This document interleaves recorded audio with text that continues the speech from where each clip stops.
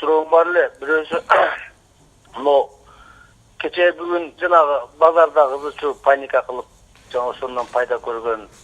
Мисалы биз баам эле сразу 200-300 үстүнө кошулуп сатылып калса. Ошол адалбы, арамбы?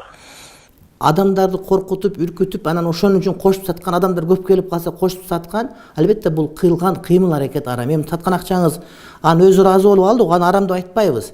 Бирок кылып аткан жоругу арам дейбиз. Анткени адамдарды корккондугунан пайдаланып, ошол адамдардын көз жашынан пайдаланып, адамдардын чочуганынан пайдаланып, адамдардын чөнтөгүндө акча тыйынды алып калган аракет кылган жорук бул туура эмес маселе.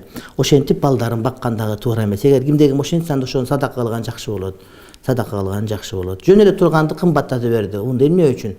Эмне бул жакшылык болсо анда жакшы эмес, урматтуу бир тууганым.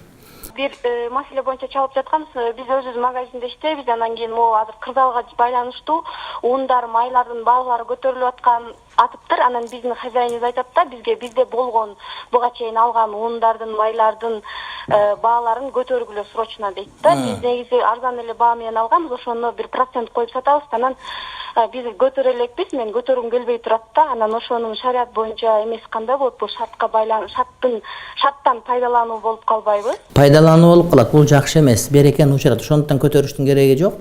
Ал эмес кайда жарыя кылгыла? Бизде ушундай ундар өз басында деп жарыя кылсаңар, көбүрөөк алып кетип товарыңар барып өтүп кетет. Азыр адамдардын жүрөгүнө келген коркунучтан улам пайдаланып баасын көтөрүп аткандагысы шариятка туура келбеген көрүнүш. Айткыла, эгерде хозяин өзү ыктыяр, ал силердин анын азайтып көбөйтүп койгонго силердин укугуңар жок да, ал хозяиндин өзүнүн укугу да, ал өзү күнөөкөр болот. Ошондуктан түшүндүрүп айтыш керек, ушунча береке качып кетет деп айтты деп, эгер мусулман киши болсо, анан ошого макул болсо жакшыраак болот. Ушул учурда мамлекеттин мойнундагы, ушул учурдагы жоопкерчилик адамдардын мойнундагы иш, урматтуу бир туугандар, атайын ошол жанагыдай азык түлүктүн баасын контролдоо милдеттүү болот. Албетте шариятыбыз боюнча бирөөнүн буюмуна бирөө, албетте мамлекетте кийлигишпейт, бирок ачарчылык болуп сыяктуу болуп, же адамдар коркунучка түшүп калып, адамдардын ичинде дүрбөлөң болуп калып, базарга жалпы массалык түрдө каттап баштаган учурда, ошондо адамдар мындай бир адам деген кээде ойлонбой калат дагы, мындай бир жалпагы менен кете берет да. Ошентип отуруп булардын башка нерсеге, балдардын билим берүүсүнө, кийимине же башка бир нерсеге, же дарыланууга сактаган тыйындарын азыкка кетирип коюп, ошону менен булар деген мындай зыянга учурап калышы мүмкүн. Ушул учурда мамлекет киришип, ошол базардагы нарктарды кымбаттатпаганга милдеттүү кылышы, мамлекет күчүн толук көрсөтүшү милдеттүү болуп эсептелет. Эгерде сиз ошол маркеттердеги базарды гана наркты так сактап кое турган болсок, адамдар базардан эмес маркеттерден алат дагы, базар автоматтык түрдө өздөрү анын баасын түшүрмөк да. Демек, ошол нерсеге урматтуу бир туугандар маани бериш керек. Экинчиден, урматтуу бир туугандар, ырыскыны берүүчү Кудай Таалам. Ошондуктан келгиле биз ар кандай провокацияга, ар кандай бир дүрбөлөңгө алдырып, адамдардын мындай бир айткан сөзүнө ишенип, интернеттен келген, WhatsApp'тан келген туура эмес маалыматтарга ишенип алып эле жанагыда азык түлүк топтой берген бул туура эмес. Бул ырыскы Кудайдан келе турган маселе. Иншалла Кудай Таалам бардыгыбызга, урматтуу бир туугандар, өзүнүн жакшылыгын берсин деп тилек кылабыз. Урматтуу бир туугандар,